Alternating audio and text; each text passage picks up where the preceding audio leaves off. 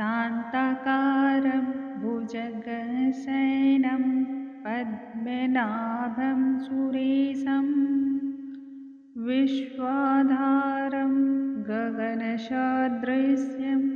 मेघवर्णं शुभाङ्गं लक्ष्मीकान्तकमलनयनं योगिभिर्ध्यानगमयम् वन्दे विष्णु भवभयहरं सर्वलोकैकनाथम्।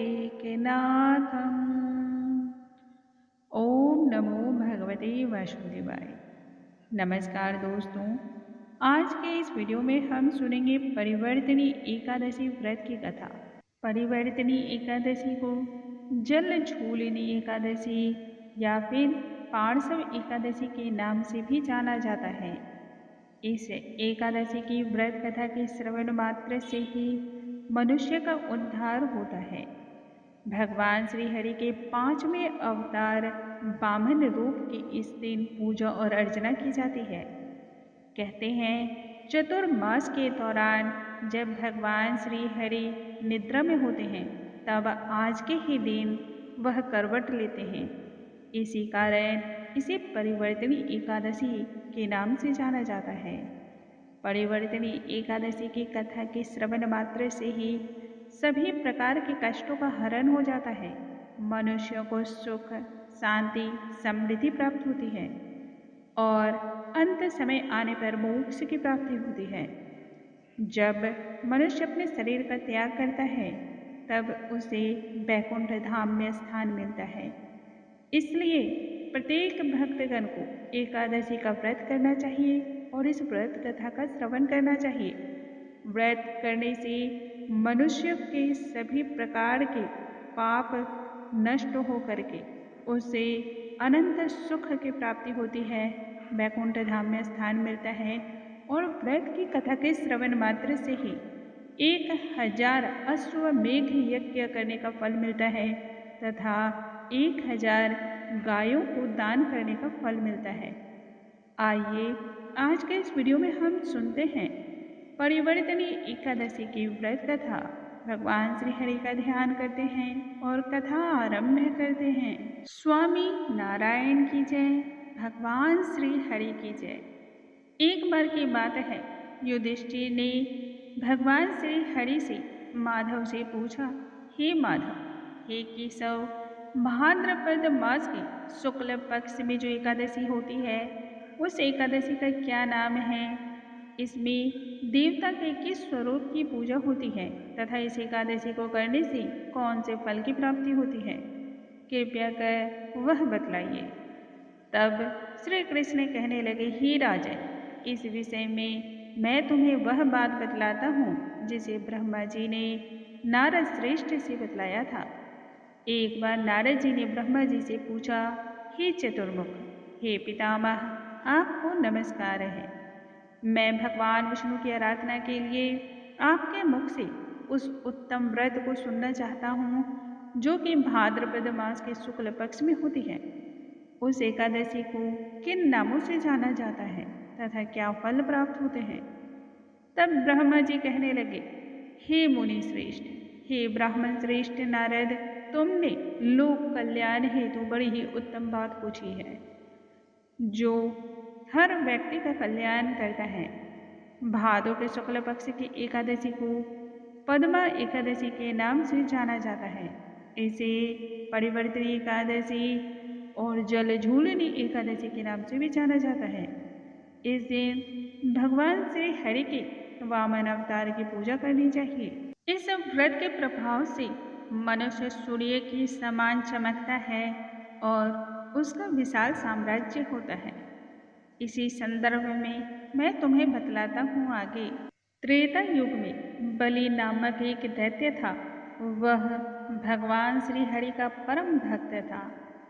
त्रिविध प्रकार के वेद सूक्तों से वह पूजन और आराधना करता।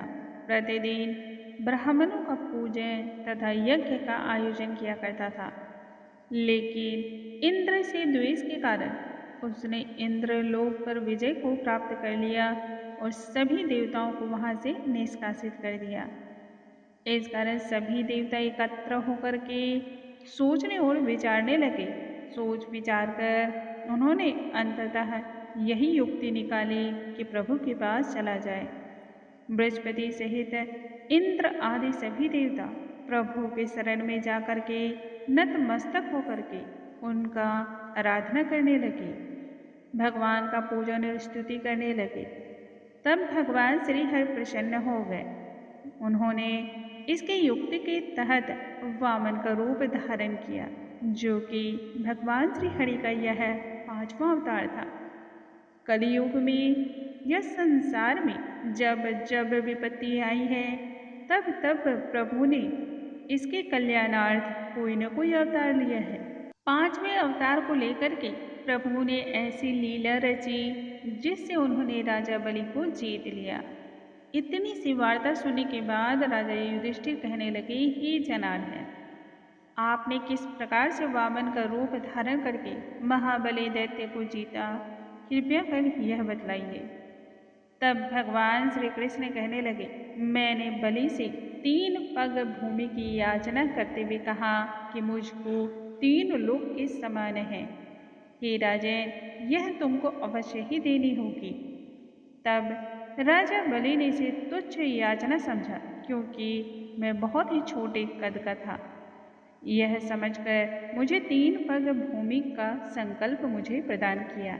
फिर मैंने अपने रूप और आकार को बढ़ाया, यहाँ तक कि भूलोक में पद, भौरलोक में जंघा, स्वर्गलोक में कमर, महलोक में पेट, जनलोक में हृदय, यमलोक में कंठ की स्थापना करके सत्यलोक में मुख एवं उसके ऊपर अपने मस्तक को स्थापित किया। सूर्य, चंद्रमा आदि सभी ग्रह, योग, नक्षत्र, इंद्र आदि देवता और सभी नागगणों ने विविध प्रकार से तब मेरी स्तुति की।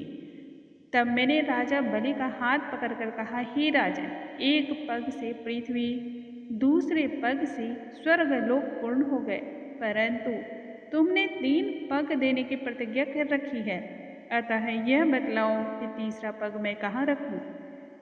तब बलि ने अपना शीश झुकाते हुए कहा, आप अपना पग मेरे मस्तक पर रख दें। इसलिए मैंने अपना पैर उसके मस्तक पर रख दिया, जिससे वह तुरंत ही पाताल को चला गया। फिर उसकी विनती और विनम्रता को देखकर मैं कहने लगा, हे बलि, मैं सदैव तुम्हारे निकट ही रहूंगा। राजा बलि का पुत्र विरोचन मेरे कहने पर ही भाद्रपद के शुक्ल एकादशी के दिन मेरी प्रतिमा की स्थापना उसने अपने आश्रम में की। इसी प्रकार दूसरी क्षीर सागर में शेषनाग के पृष्ठ पर विराजमान है। हे राजन, इस एकादशी को भगवान करवट लेते हैं, इसलिए तीनों लोकों के स्वामी भगवान श्री हरि का उस दिन पूजन करना चाहिए। इस दिन तांबे, चांदी, चावल और दही का दान बहुत ज़्यादा उत्तम माना गया है। इसके साथ ही रात्रि को जागरण करना चाहिए। जो व्यक्ति विधि पूर्वक और नियम से इस एकादशी को पूर्ण श्रद्धा भक्ति भाव से निभाता है, वे सभी पापों से मुक्त होकर के स्वर्ग में चंद्रमा के समान प्रकाशित होते हैं और जीवन पर्यंत तक यश को प्राप्त करते हैं। जो भक्तगण इस कथा का श्रवण करता है, पढ़ता है अथवा किसी दूसरे को सुनाता है, उसे 1000 अश्वमेघ यज्ञ करने का पुण्य फल प्राप्त होता है।